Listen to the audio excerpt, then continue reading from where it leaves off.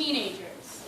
We spend weekends in the back of crappy first cars, smoking weed. Now this action may not seem like it deserves a big reaction because, well, we are experimental teens.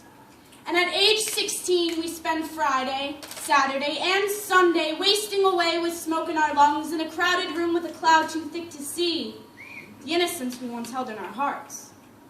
But we can no longer have a good time without the hit of a bong or the sensation of a gulp of vodka making its way down our throats. And though the choice to take a sip or let the THC enter my brain was all my own, it's sure hard to refrain from the chance to escape your own reality. But who am I kidding? I got myself into this when buddies say just one more hit. You can't simply say I'll just sit this one out because it's not an option when your friends have already created the concoction of alcohol to get the perfect buzz. And weekends once spent playing board games, chasing after each other in backyards and saying, gross to the smell of cigarette smoke, making promises that at the time we thought we could keep. Signing contracts like the little businessmen and women we'd hoped we'd be when we just got to be a little taller. Stating, Mom, I promise to never have a cigarette, smoke any pot, or even have a sip of alcohol. But as we grow, our contract to Mommy is shredded and the smell of pot has become so alluring, mixed drinks suddenly taste better than anyone told us they would, and through each hit and each sip, the idea of entering your own wonderland seems too captivating to resist. And at age 16, instead of chasing after each other in backyards, we're chasing after his ex, who someone said had sex with your boyfriend.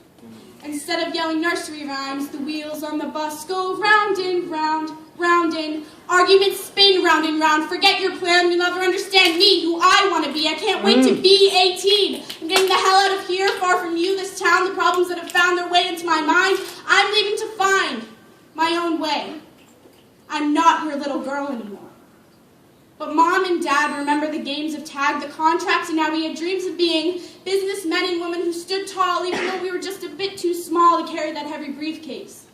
Though we neglect the remembrance, our parents can still recollect when we laughed at the thought of older kids using drugs, because we figured they must have gotten bored with playing board games, they must have sipped on alcohol, simply because their moms forgot to buy Juicy Juice this week.